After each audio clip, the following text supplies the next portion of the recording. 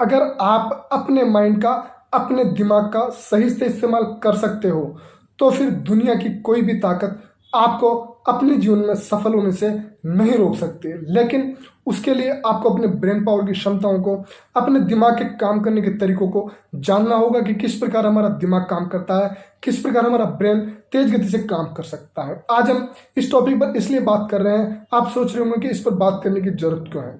इस पर बात करने की जरूरत इसलिए है कि एक व्यक्ति की सफलता उसके दिमाग के काम करने के तरीके पर डिपेंड करती है, क्योंकि दिमाग सबके पास होता है, हम सभी के पास दिमाग होता है, लेकिन सफल वही व्यक्ति होता है जो अपने दिमाग का सही इस्तेमाल करना जानता है और कर रहा है। मैं उम्मीद करता हूं कि आप सब अपने दिमाग का इस्तेमाल कर रहे होंगे, लेकिन कुछ ऐसी बातें रह जाती है जो अपने दिमाग को तेज गति से काम करने के लिए प्रेरित करती है, जिस पर हम आज बात करने वाले हैं। क्योंकि आप ब्रेन पावर की क्षमताओं को बढ़ाकर अपने मंजिल की ओर, अपने सपने की ओर आगे बढ़ने का प्रयास आप कर सकते हो, और उसमें सबसे बड़ी भूमिका निभाता है आपका दिमाग, आपकी ब्रेन पावर।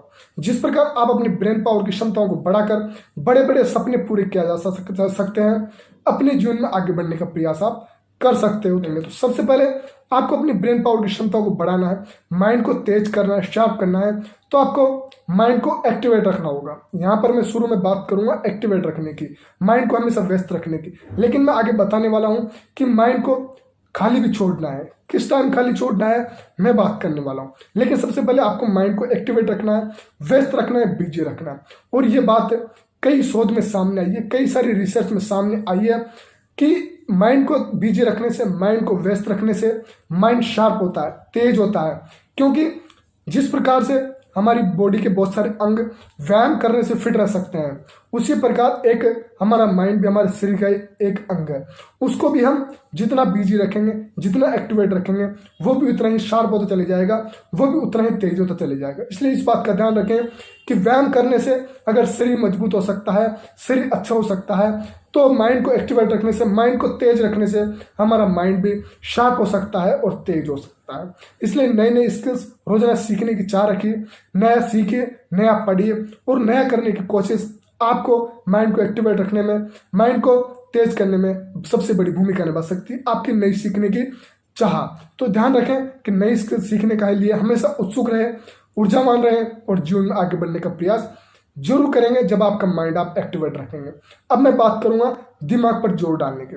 अब दिमाग पर जोर कैसे डालें, मैं बता रहा हूं कि आप जब सोने से पहले आप दिन में जो भी आप गतिविधि करें, जो भी आप काम करें, जो भी अच्छे आप काम करें, उन गतिविधियों को आपको याद करने का प्रयास करना है। जो भी आप काम करें उनको सोने से पहले एक बार रिवीजन करें, जैसे आप किताबों का रिवीजन करते हैं, उसी प्रकार आप एक दिन का ओनली आप जो भी आप दिन में काम करें उन गतिविधियों को याद करने का प्रयास करें।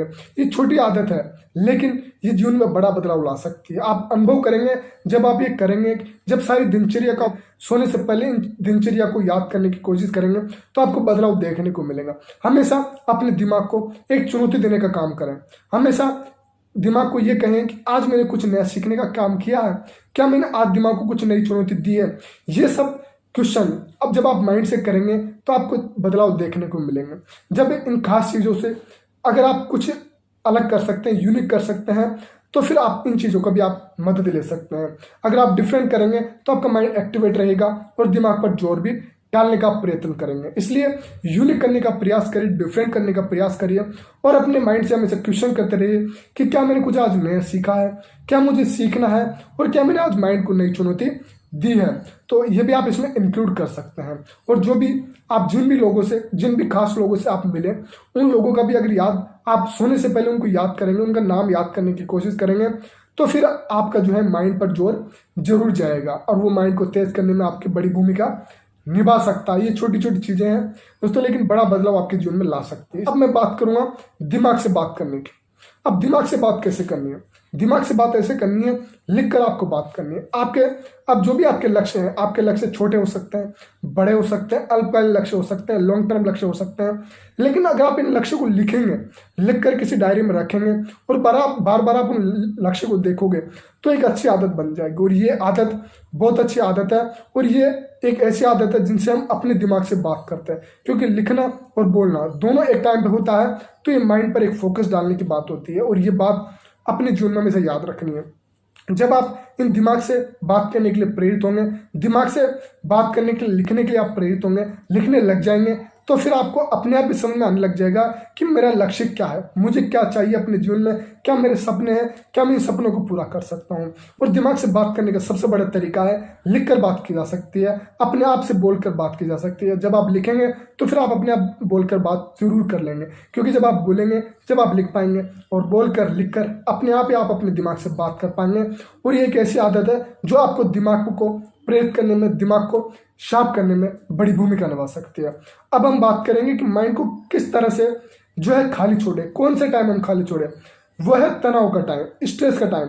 मेरा ऐसा मानना है कि अपने जीवन में, हम सभी के जीवन में कई बार ऐसी सिचुएशन आ जाती है जिस टाइम हमें स्ट्रेस होता है, तनाव होता है, और उस टाइम जितना हम माइंड को खाली छोड़ेंगे उस टाइम हमारे लिए सबसे महत्वपूर्ण रहेगा, क्योंकि हमारा जो तनाव होता है हमारे दिमाग को सबसे ज़्यादा नुकसान पहुंचाता है। ये शायद आपने अनुभव किया होगा कि जब हम तनाव में होते हैं, जब हम स्ट्रेस में होते हैं, तो हमारा दिमाग बिल्कुल काम करना बंद कर देता है। और उस टाइम अगर हम खाली छोड़ देंगे, सोचना बंद कर देंगे, तो बिल्कुल अपने दिमाग को एक रिलैक्स महसूस कराएंगे। और उसी टाइम एक वही टाइम होता है जब हम अपने दिमाग को खाली छोड़ना चाहिए। और उस टाइम और हमेशा के लिए एक्टिवेट रखो, लेकिन तनाव के टाइम, स्ट्रेस के टाइम अगर माइंड को खाली छोड़ेंगे तो और ज्यादा आपका माइंड शार्प होते चले जाएगा। बात करूंगा मल्टीटास्किंग से बचने की। मल्टीटास्किंग से बचने की बात इसलिए करूंगा कि बहुत सारे लोगों को ऐसा लगता है कि वो एक साथ बहुत सारे काम, एक समय पर बहुत सारे काम करके अपना थोड़ा समय बचा लेंगे, लेकिन ये दिमाग को सबसे ज्यादा नुकसान पहुंचाता है। ये बहुत सारे लोगों की एक अच्छी आदत हो सकती है, गुण हो सकता है। बहुत सारे लोग ऐसे कहते हैं कि यार मेरे अंदर तो बहुत सारे, एक समय में बहुत सारे काम कर सकता हूँ। ये किसी के लिए अच्छा गुण हो सकता है, किसी के लिए अच्छी आदत हो सकती है, लेकिन ये सबसे ज्यादा नुकसान पहुंचाते हैं दिमाग को, क्योंकि हमारा दिमाग एक समय में एक ही काम करने के लिए प्रिफेयर करता है और अच्छे से कर सकता है, उसको डिफरेंट तरीके से कर सकता है, और उसमें उस काम को सफलता हासिल करने के लिए हमें मजबूर कर सकता है। लेकिन अगर हम बहुत सारे काम करेंगे, कर तो सकते हैं, लेकिन उसमें जो है सक्सेस होना डिपेंडेबल करता है हमारी थिंकिंग पर, हमारी सोच पर, कि हमारे किस प्रकार हम सोचते हैं। इसलिए इस बात का जरूर ध्यान रखें कि मल्टीटास्किंग से आपको बचना है। मैं मानता हूं कि मल्टी जनरेशन बहुत सारे लोगों में ऐसी होती है कि वो लोग बहुत सारे काम कर लेते हैं, लेकिन ये दिमाग को नुकसान पहुंचाने का काम है।